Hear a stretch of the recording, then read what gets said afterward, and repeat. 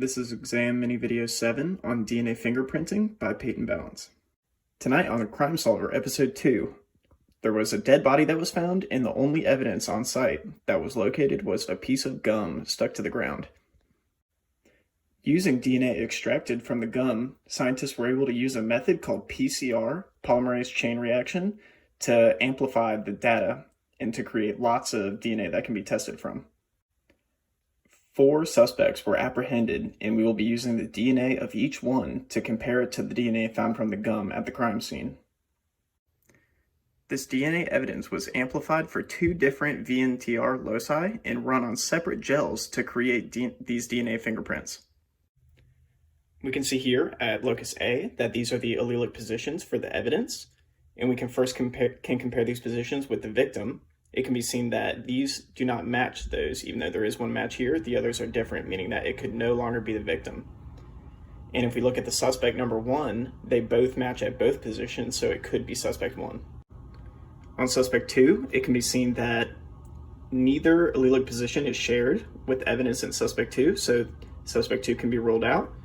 With suspect 3, both are at the same position, so suspect 3 can be still kept in the mix.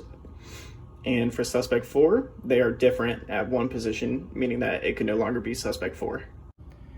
Now if we take a look at the allelic positions on locus B, it can be seen that the positions are shared from the victim and the evidence, but since we already ruled out the victim from locus A, it could not be the victim here.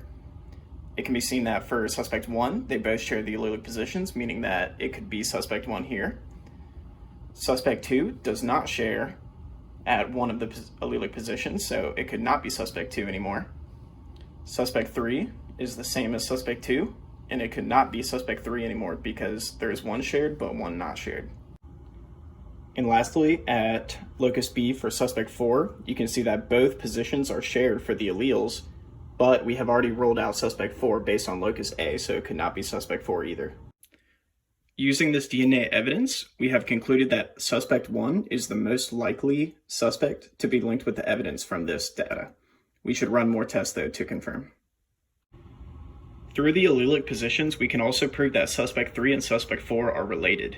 If suspect 4 is older, we can prove that it is the parent and suspect 3 is the offspring because they share an allele at this position.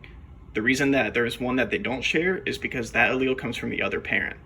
Now if we look at locus B, we can see that they share another allele here, and there's one difference again because that comes from the other parent as well. A quick way that I could help understand the matching process of DNA fingerprinting is that they need to match at both locus A and locus B. Suspect 1 and 2 only match at one singular one, but suspect 3 match at both, so it could be suspect 3. And here are my references.